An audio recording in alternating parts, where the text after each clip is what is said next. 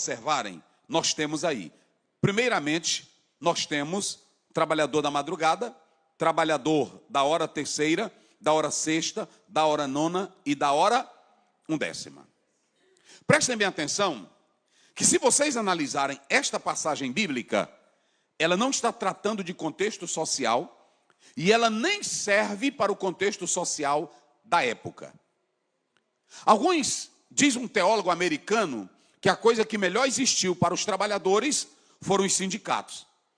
Porque os sindicatos começaram a surgir porque quem era do capitalismo explorava muito o trabalhador sem dar direito para o trabalhador pobre. No início, os sindicatos prestavam. Só que depois, os sindicatos começaram também a entrar na política totalmente contrária, buscando estar ligado com coisas erradas. Mas, de início, o surgimento do sindicato foi muito bom.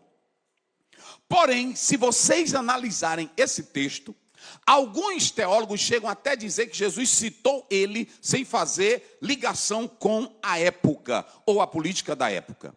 Porque isso inexiste. O que é que inexiste, pastor Aziel? Como é que uma pessoa trabalha uma hora e vai ganhar o salário de quem trabalhou todo o expediente? Vamos começar por aqui, para você começar a entender o negócio. Lá vai. Primeiro, como é que eu trabalho só uma hora e eu ganho o mesmo tanto de quem trabalhou o dia todo? Se tivesse sindicato,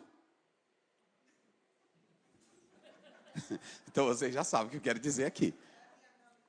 Hã? Não era assim? Olha aí, tá vendo? E escutem bem que aqui essa parábola é uma das mais pesadas que Jesus Cristo fez. O pai de família sai para contratar trabalhadores que hora? De madrugada. Digam comigo, 6 da manhã. 6 da manhã, ele sai para contratar trabalhadores.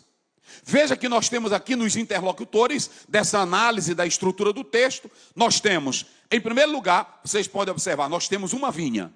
O pai vai chamar trabalhadores para o quê? Para a vinha.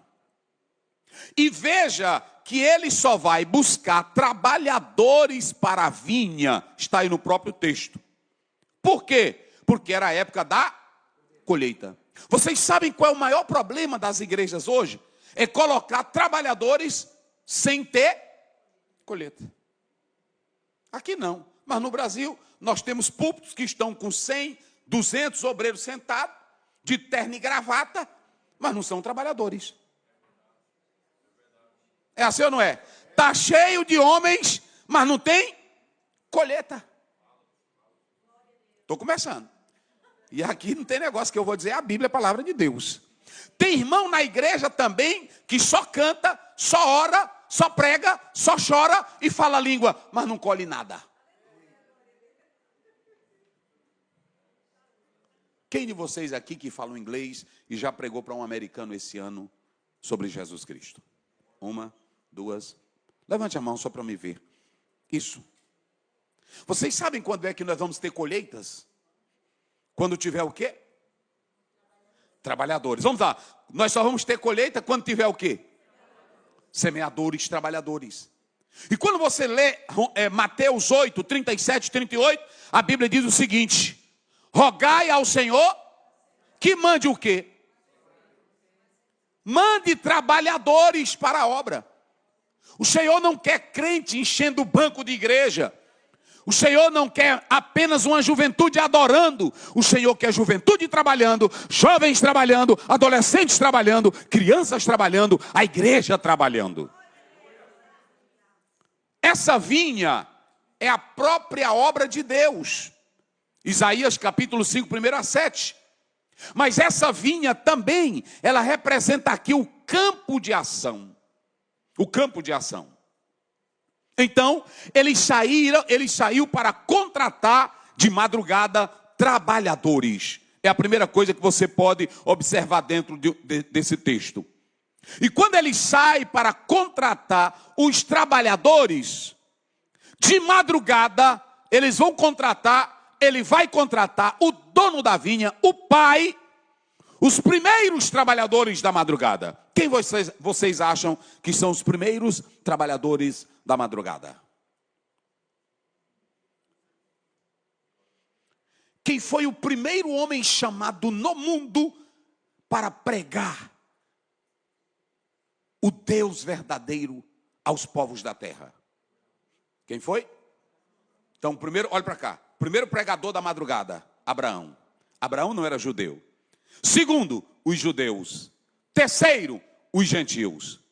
Os primeiros pregadores do mundo que Deus começou a trabalhar pela madrugada foram os judeus, Abraão e depois os gentios, que agora é a igreja transformada. De madrugada Deus começou a chamar esses trabalhadores.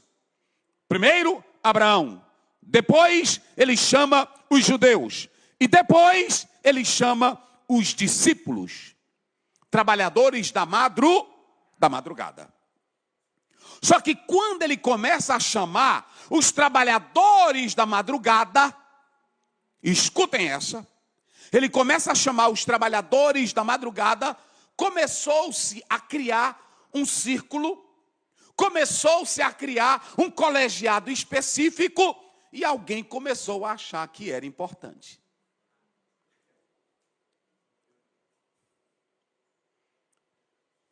Vocês sabiam para quem é essa parábola aqui todinha? Essa parábola aqui todinha é só para os discípulos. Eu vou já mostrar para vocês. Essa parábola aqui é só para os discípulos. Como eles foram escolhidos? Primeiro Abraão, depois os judeus, depois os discípulos. Trabalhadores da madrugada foram contratados às 6 da manhã. E os judeus começaram a dizer: Deus não fala com outras nações, elas não são importantes, os mais importantes aqui somos nós. Era tão importante que Deus quebra paradigmas que os judeus se arrogavam. A lei veio de nós.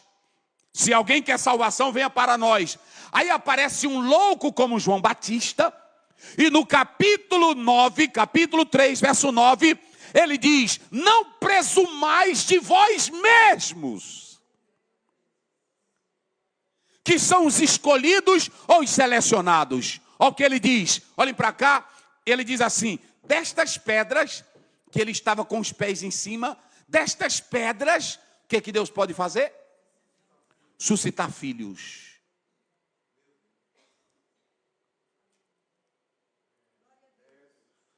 Só porque você foi chamado primeiro, não quer dizer que você é o especial. Só porque você foi chamado primeiro, não quer dizer que você é o íntimo. Deus não tem círculo de intimidade. Estou logo dizendo para vocês. Aí depois Deus chama quem? Depois dos judeus, ele chama quem? Os discípulos.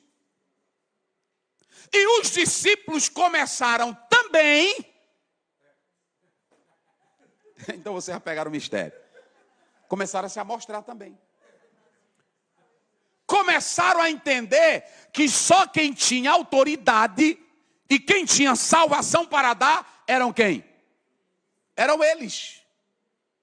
É tão tal que um dia eles vão passando na rua e vê um homem, um demônio, e o homem dizendo: sai no nome de Jesus, sai Satanás, em nome de Jesus, sai, sai.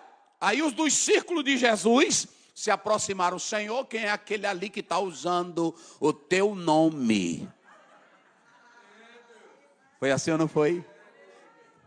Quem é aquele ali que está usando? Nós estamos aqui pertinho de ti, a glória está aqui, o fogo está aqui. Quem deu autoridade? Nós somos os reformados, eles são pentecostais. Nós somos o batista, né? Assim, os mais tradicionais. Jesus disse: deixa.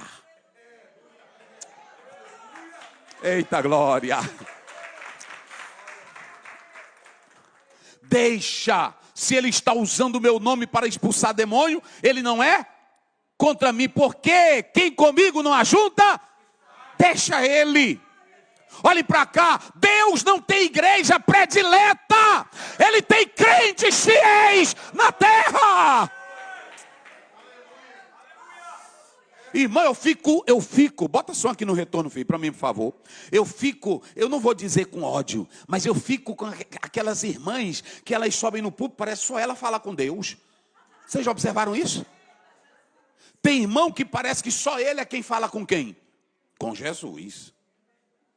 Tem deles que até dizem assim, irmão, como é que você chegou nessa graça? Um irmãozinho simples, né? Nesse preço. Ei, meu irmão, aqui não é para qualquer um, não. Quem já viu isso? Irmãos, deixa eu dizer uma coisa para vocês, ó. Isso aqui está se tornando, agora ficou bom, filho, obrigado. Isso aqui está se tornando, sabe o quê? Lugar de show. Não tem um stand-up, não tem?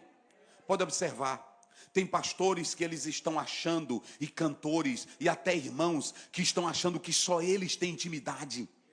Só eles têm autoridade. Escutem, os trabalhadores da última hora, ou melhor, os trabalhadores da primeira hora.